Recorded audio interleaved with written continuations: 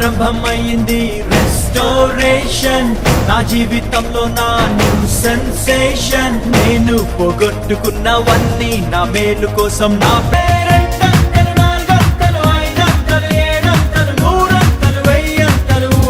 మేం శ్రమ నొంది నా దినముల కొలది ప్రభు సంతోషాన్ని మాకిచ్చును.